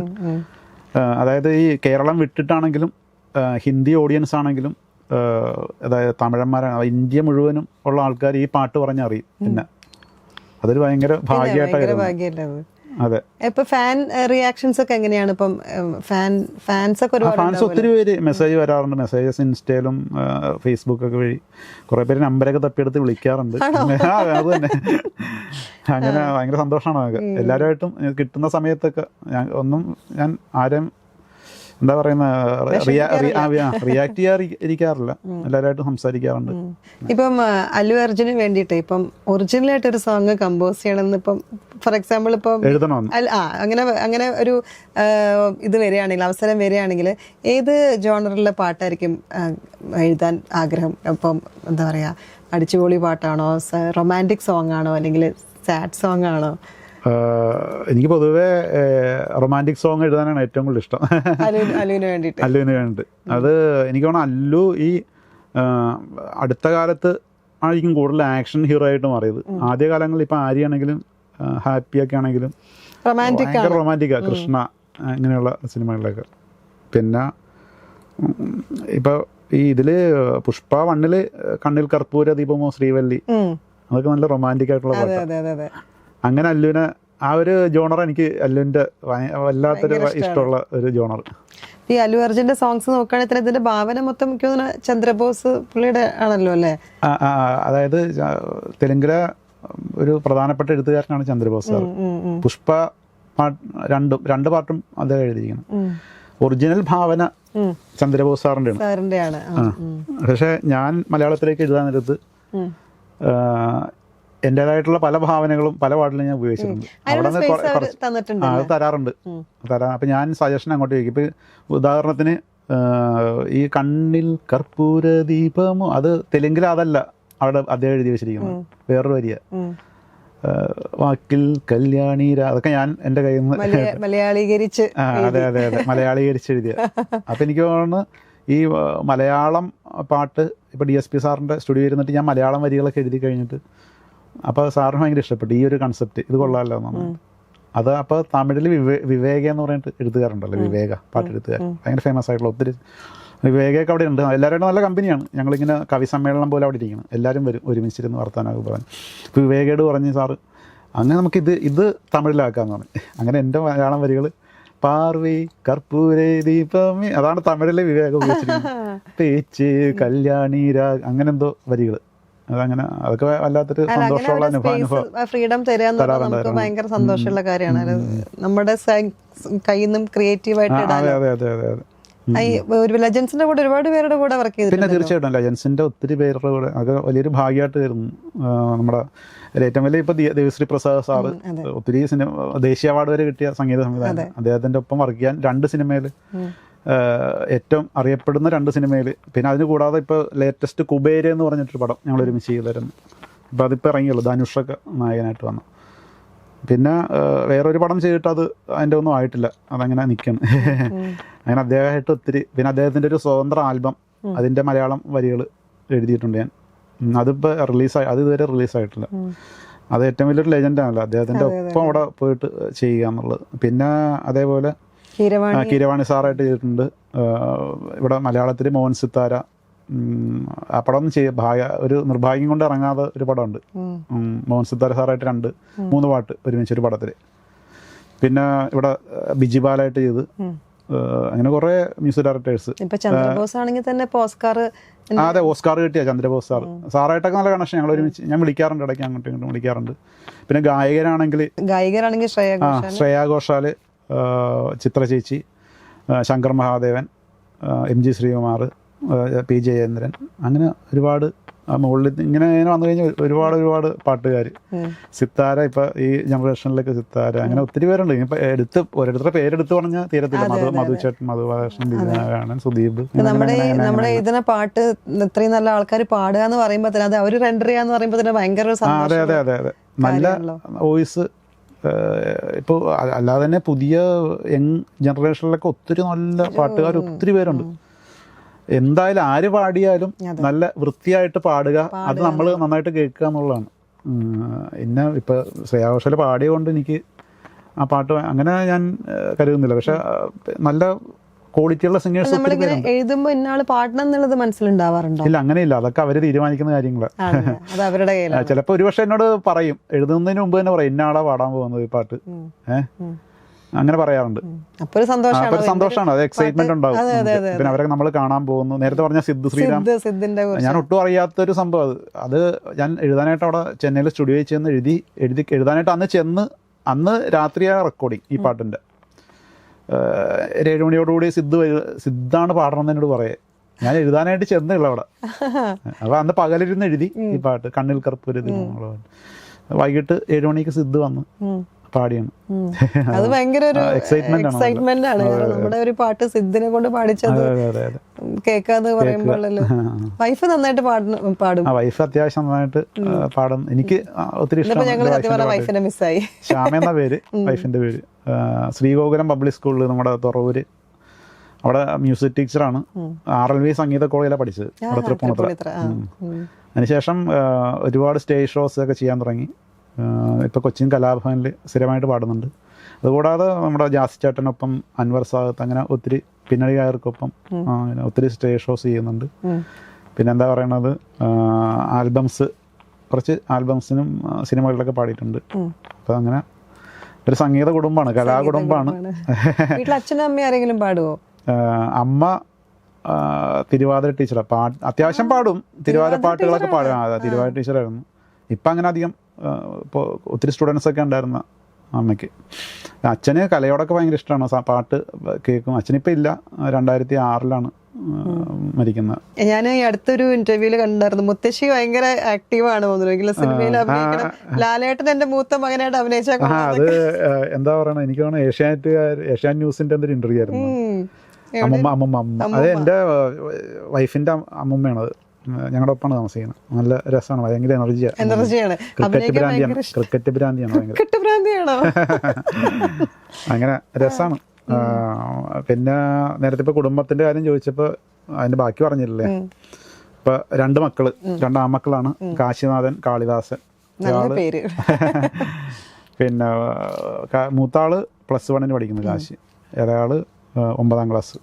അവിടെ ഈ വൈഫ് പഠിപ്പിക്കുന്ന സ്കൂളിൽ തന്നെ, ഗോകുലം പബ്ലിക് സ്കൂൾ, അവിടെ പഠിക്കും. അവരെങ്ങനെയാ മ്യൂസിക്കായിട്ട്? അവർക്ക് അങ്ങനെ മ്യൂസിക്കിനോട് ഭയങ്കര ഒത്തിരി ആസ്വദിക്കും. പാട്ട് കേൾക്കലും സിനിമ കാണലും അതിനോട് എന്റർടൈൻമെന്റ് ഫീൽഡ് ഭയങ്കര ഇഷ്ടമാണ്. പക്ഷെ അങ്ങനെ പാടുക അങ്ങനെയുള്ള പരിപാടികളൊന്നുമില്ല. ഇളയാള് മൃദംഗം പഠിക്കുന്നുണ്ട്. അങ്ങനെ ഇഷ്ടമുള്ളത് അതായിരിക്കും ചിലപ്പം. എഴുത്തൊന്നുമില്ല. അവൻ കുറച്ച് ക്രിയേറ്റീവ്.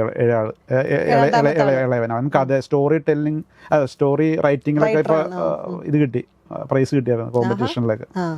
അങ്ങനെ ക്രിയേറ്റീവായിട്ട് കുറച്ച് കഴിവുണ്ട് അവന്. മറ്റേ കാശിയും അത്യാവശ്യം വരയ്ക്കൊക്കെ ചെയ്യും. വരയുടെ ഒക്കെ ഭയങ്കര താല്പര്യം. എന്തായാലും ഓഫ് കോഴ്സ് കിട്ടുമല്ലോ രണ്ടുപേരും. പിന്നെ എനിക്ക് വേറെ 2 ചേട്ടനുണ്ട്, അനിയനുണ്ട്. അവരൊക്കെ മാറി താമസിക്കുന്നു വേറെ. ആനന്ദൻ, പിന്നെ ഒരു മൂത്താള് ജിജി എന്ന പേര്. അങ്ങനെ അവരൊക്കെ ഭയങ്കര സപ്പോർട്ടാണ്. എല്ലാവരും 3 ആൺകുട്ടികളാണ്, ഞാൻ നടുക്കത്തെ ആളാ. എല്ലാവരും നല്ല സപ്പോർട്ടാണ്. വീട്ടിൽ നിന്നാണെങ്കിലും എൻ്റെ സഹോദരന്മാരാണെങ്കിലും എല്ലാവരും. ബ്രദേഴ്സ് പാട്ട് പാടുവോ? ഇല്ല. ബ്രദേഴ്സ് അങ്ങനെ അത്യാവശ്യം പാടും, അത്രയൊക്കെ ഉള്ളു. ആസ്വാദകരല്ല, പ്രൊഫഷനാക്കി എടുത്തിട്ടില്ല. അതെ അതെ. പിന്നെ ശ്യാമയുടെ വീട്ടിൽ നിന്നാണെങ്കിലും അനിയത്തിയാണെങ്കിലും ശരണ്യ, അച്ഛനും അമ്മയൊക്കെ, ശ്യാമയുടെ അച്ഛനും അമ്മയും എല്ലാവരും നല്ല സപ്പോർട്ടാണ്. അതുകൊണ്ടാണ് നമുക്ക് ഇങ്ങനെയൊക്കെ കൂടുതൽ മുകളിലേക്ക് ഇങ്ങനെ കയറി വരാനൊക്കെ ഉള്ള ഒരു പ്രചോദനം അവരുടെയൊക്കെ സപ്പോർട്ടൊക്കെ ഉണ്ട്. ഇപ്പൊ എനിക്ക് ശ്യാമ എന്നെ കല്യാണം കഴിഞ്ഞതിന് ശേഷമാണ് കൂടുതൽ ഇതിലേക്ക് ഇറങ്ങി പാടാനും അല്ലേ? അതെ അതെ അതെ, മുന്നേ പാടിയിട്ടുണ്ട്. ഞങ്ങള് ശരിക്കും പറഞ്ഞ പാട്ടാണ് ഞങ്ങൾ ഒരുമിപ്പിച്ച്, ചെറിയൊരു പ്രണയം എന്നൊക്കെ വേണം പറയാം. എന്റെ പാട്ടൊക്കെ പാടി അങ്ങനെ ഞങ്ങൾ തമ്മിൽ അടുപ്പത്തിലായത്. ഈ പാട്ട് എഴുതുമ്പോൾ എനിക്ക് ഏതാ കൂടുതൽ എളുപ്പം എഴുതാൻ? പ്രണയമാണോ അതോ വിരഹമാണോ? ഇതൊക്കെ രണ്ടും എനിക്കിഷ്ടമാണ്. പ്രണയം, വിരഹവും. നല്ല അവസരങ്ങൾ കിട്ടുക എന്നുള്ളതാണ് ഇതിൻ്റെ അകത്ത് ഏറ്റവും വലിയൊരു സംഭവം എന്ന് പറയുന്നത്. നല്ല സിറ്റുവേഷൻസ്, അന്നേരം നമുക്ക് നല്ല പാട്ടുണ്ടാക്കാൻ പറ്റും, നല്ല പാട്ടുകൾ. അതിന് എന്തെങ്കിലും പ്രത്യേകിച്ച് മൂഡുണ്ടോ? ഇപ്പൊ ട്രാവൽ ചെയ്യുമ്പോൾ നമുക്ക് ചില ആൾക്കാർക്ക് ട്രാവൽ ചെയ്യുമ്പോഴായിരിക്കും ഒരു അതങ്ങനെ ട്രാവൽ ചെയ്യുമ്പോഴൊക്കെ നല്ലൊരു മൂഡുള്ള സമയമാണ് ശരിക്കും. പ്രത്യേകിച്ച് ട്രെയിൻ യാത്രകളൊക്കെ പാട്ട് നന്നായിട്ട് വരും. അല്ലെങ്കിൽ ഇപ്പൊ വേറെ ആണെങ്കിലും ബസ്സിലാണ്, അപ്പൊ നമ്മള് വേറെ ഒരു ഇതിലും ഇല്ല, നമ്മള് ഒന്നും ചെയ്യുന്നില്ല. ഇപ്പൊ നമ്മള് അല്ലാതെ നമ്മളിപ്പോ കാർ ഓടിച്ചൊക്കെ നമ്മൾ പോകുമ്പോ നമ്മൾ കാർ ഓടിക്കുകയാണല്ലോ, അതിന്റെ ഇടയ്ക്ക് വേണം ഇത് ചിന്തിക്കാൻ. അപ്പൊ അതിന്റെ ഇടയ്ക്ക് ഭയങ്കര ഡിസ്റ്റർബൻസ് ഒക്കെ വരാറുണ്ട്. നമ്മൾ കൂടുതൽ അങ്ങോട്ട് പാട്ടിലേക്ക് ചിന്തിച്ചു പോയി കഴിഞ്ഞാൽ എവിടെയും കൊണ്ട് ഇടിപ്പിക്കും, ശ്രദ്ധ പോകും. എന്ന് പറഞ്ഞാൽ നമ്മളല്ലാതെയുള്ള സഞ്ചാരത്തിനിടയ്ക്ക് ഈ പറഞ്ഞ പോലെ എഴുതാൻ പറ്റും. ഹോബീസ് എന്തൊക്കെയാ ബാക്കി? എനിക്ക് ട്രാവലിംഗ് ഇഷ്ടമാണ്. ട്രാവലിംഗ് ഒത്തിരി ഇഷ്ടമാണ്. പിന്നെ അതേപോലെ പ്രധാനമായിട്ട് വായന ഭയങ്കര ഇഷ്ടമാണ്. ഇപ്പോൾ വായിക്കാൻ അധികം സമയം കിട്ടാറില്ല എല്ലാവരെ പോലെ. ഇപ്പൊ ഈ ഫോണൊക്കെ വന്നതോടുകൂടി കൂടുതൽ വായന ഫോണിലാണ്. ഇതിന് പുസ്തകങ്ങളൊക്കെ വായിക്കാറുണ്ട്, ഇടയ്ക്കിടയ്ക്ക് വായിക്കും. പിന്നെ ഹോബീസ് എന്ന് പറയുമ്പോൾ എനിക്ക് സ്പോർട്സ് ഭയങ്കര ഇഷ്ടമാണ്. ബാഡ്മിന്റൺ കളിക്കാൻ ഭയങ്കര ഇഷ്ടമാണ്. നേരത്തെ ക്രിക്കറ്റ് ഒക്കെ ആയിരുന്നു, ഇപ്പൊ ബാഡ്മിന്റനായി. പിന്നെ അങ്ങനെ ഒരുപാട് ഇല്ല, അവരങ്ങനെ സ്പോർട്സിനോട് അങ്ങനെ ഉണ്ട്. ക്രിക്കറ്റൊക്കെ ഭയങ്കര ഇഷ്ടം എല്ലാവർക്കും. അങ്ങനെയൊക്കെയാണ് പോകുന്നത്. ചെയ്യാൻ താല്പര്യമുണ്ട്? കമ്പോസിങ് ഇല്ല അതില്ല, ഞാൻ എഴുത്ത് മാത്രമേ ഉള്ളൂ. നമ്മൾ അറിയാൻ പാടില്ലാത്തൊരു കാര്യത്തിൽ, അതായത് സംഗീതം നന്നായിട്ട് പഠിക്കണം, അല്ലാതെ കമ്പോസ് ചെയ്യാൻ പോകരുത്. ഇപ്പം സംഗീത സംവിധായകർ ഒത്തിരി പേരുണ്ട്, അങ്ങനെയുണ്ട്. അതായത് സംഗീതത്തെക്കുറിച്ച് വല്ല ധാരണയൊന്നും ഉണ്ടായില്ല, വെറുതെ ഒരു ട്യൂണൊക്കെ ആയിട്ട് വന്ന് അങ്ങനെ ഒരു കാരണവശാലും നമ്മൾ ചെയ്യരുത്. നമുക്കൊരു കാര്യത്തിലേക്ക് നമ്മൾ ഇറങ്ങുമ്പോൾ അതിനെക്കുറിച്ച് നന്നായിട്ട് ആഴത്തിൽ പഠിക്കാതെ അതിലേക്ക് ഇറങ്ങാൻ പാടില്ല എന്നുള്ളതാണ് എൻ്റെ ഒരു പേഴ്സണലായിട്ടുള്ള അഭിപ്രായം. അല്ലേ, ക്ലാസിക്കലായിട്ടൊക്കെ നന്നായിട്ട് ജ്ഞാനം ഉണ്ടെങ്കിൽ മാത്രമേ കമ്പോസിങ്ങിലേക്ക്, അല്ലെങ്കിൽ ഒരു ഇൻസ്ട്രുമെന്റ് നന്നായിട്ട് പ്ലേ ചെയ്യാൻ അറിയാവുന്ന ഒരാളാണെങ്കിൽ കമ്പോസ് ചെയ്യാൻ പറ്റും എന്നാണ് എൻ്റെ അഭിപ്രായം. ഇപ്പം എനിക്ക് തോന്നുന്നു ഹാപ്പി തുടങ്ങിയിട്ട് ഇപ്പൊ ലാസ്റ്റ് എത്തുന്നത് സോ അതിന്റെ മ്യൂസിക് ഡയറക്ടർ സൂഫ്രം സോയുടെ മ്യൂസിക് ഡയറക്ടർ, അത് പറയാതിരിക്കാൻ വയ്യട്ടെ, ഒരു 19 വയസ്സുള്ള ആളാണ്. പുള്ളിയുടെ ആദ്യത്തെ സിനിമ ഇത് സൂഫ്രം സോ. സുമേദ് കെ 19 വയസ്സുകാരനാണ്. അത് രാജ്ബി ഷെട്ടി സാർ കണ്ടുപിടിച്ച ഒരു ജെമ്മാണെന്ന് വേണം പറയാൻ. എവിടുന്ന് കിട്ടി? അദ്ദേഹം ബാംഗ്ലൂർ ആണ്. അപ്പോൾ ഈ പടത്തിലേക്ക് പുള്ളി കൊണ്ടുവരികയാണ് ആദ്യമായിട്ട് ഇൻട്രൊഡ്യൂസ് ചെയ്യുക. എന്ത് ഫ്രഷ് വെറൈറ്റി ട്യൂൺസ്, ഭയങ്കര ഫ്രഷ്നെസ് ഉള്ള ട്യൂൺസാണ്. ആ ട്യൂൺ കേട്ടപ്പോൾ തന്നെ ഓട്ടോമാറ്റിക്കായിട്ട് നമുക്ക് വരികൾ വന്ന്. ഞാൻ സുമേധായിട്ടൊക്കെ സംസാരിച്ചായിരുന്നു. പിന്നെ അതേപോലെ ഈ സിനിമയിൽ സൂഫ്രം സോയിലെ RR ചെയ്തിരിക്കുന്നതും ഈ പാട്ടിൻ്റെ ബാക്ക്ഗ്രൗണ്ട് സ്കോറൊക്കെ ചെയ്തിരിക്കുന്നതൊക്കെ ഒരു മലയാളിയാണ്, സന്ദീപ് തുളസീദാസ് എന്ന പേര്. അതും അദ്ദേഹത്തിൻ്റെ ഫസ്റ്റ് സിനിമയത്. അതും ഈ രാജ്ബി ഷെട്ടി സാറിൻ ഇൻട്രൊഡ്യൂസ് ചെയ്യാൻ പുതിയൊരു, അതൊക്കെ ഭയങ്കര മലയാള സിനിമയ്ക്ക് ഏത് സിനിമ ആണെങ്കിലും ഏത് ഭാഷയിലുള്ള സിനിമയാണെങ്കിലും ഒരു വലിയ വാഗ്ദാനങ്ങളാണ് ഇവർ രണ്ടുപേരും ഗംഭീരമായിട്ട് ചെയ്തിട്ടുണ്ട്. ആ മ്യൂസിക് ഇതിൻ്റെ ഒരു പ്രധാന ഘടകമാണ് ഈ സൂഫ്രം സോയിൽ. എല്ലാം കൊണ്ടും ഒരു എന്താ പറയുക പുതുമകൾ നിറഞ്ഞിട്ടുള്ള ഒരു അല്ലേ? അതെ അതെ അതെ, പുതുമകളെ വെച്ചിട്ട് ഒരു ഗംഭീര ട്രീറ്റ് അത് സിനിമ. അപ്പം ഇനി കാണാത്തവർ ഉണ്ടെങ്കിൽ ഉറപ്പായിട്ട് മസ്റ്റ് നിങ്ങൾ തിയേറ്ററിൽ പോയി കാണുക. സൂഫ്രം സോ എന്ന് പറഞ്ഞ സിനിമ ഇങ്ങനെ തകർത്ത് ഓടിക്കൊണ്ടിരിക്കുക. ഇപ്പൊ ഒരു ഡ്രീം ഇനി എന്താണ് ഇനി ലൈഫിലൊരു ഡ്രീം ഉണ്ടാവുക? ഡ്രീം വേറെ ഒന്നുമില്ല, കൂടുതൽ സിനിമകൾ പാട്ടുകൾ എഴുതിക്കൊണ്ടിരിക്കണം, നല്ല നല്ല പാട്ടുകൾ എഴുതണം എന്നുള്ളൊരു ഡ്രീമുണ്ട്. നല്ല അവസരങ്ങൾ, അതാണ് ഏറ്റവും പ്രധാനം. ഞാൻ നേരത്തെ പറഞ്ഞ പോലെ നല്ല പാട്ടിന് പ്രാധാന്യമുള്ള സിറ്റുവേഷൻ, നല്ല സിറ്റുവേഷൻസിലുള്ള പാട്ടുകൾ എഴുതാനുള്ള അവസരം കിട്ടുക എന്നുള്ളൊരു പ്രാർത്ഥന, അത് മാത്രമേ ഉള്ളൂ. അതെ, ഈ ഡ്രീം എന്തായാലും ഫുൾഫിൽ ആവട്ടെ. ഇനി ഒരുപാട് പാട്ടുകൾ അല്ലു അർജുന് വേണ്ടി മാത്രമല്ല വേറെയും സിനിമകൾക്കൊക്കെ വേണ്ടി പാട്ടുകൾ ഉണ്ടാവട്ടെ, അത് ഹിറ്റ് ആവട്ടെ. ഇത്രയും സമയം നമ്മുടെ കൂടെ ചെലവഴിച്ചതിൽ ഒരുപാട് സന്തോഷം. എനിക്ക് ഒരുപാട് ഒരു സന്തോഷമുണ്ട് നമുക്ക് ഇങ്ങനെ ഒരു അഭിമുഖം ചെയ്യാൻ പറ്റിയത്. അതിൽ ഞാൻ നിങ്ങളോട് താങ്ക്സ് പറയുന്നു, പിന്നെ ഇതിൻ്റെ അണിയറ ശില്പികളോടെല്ലാം.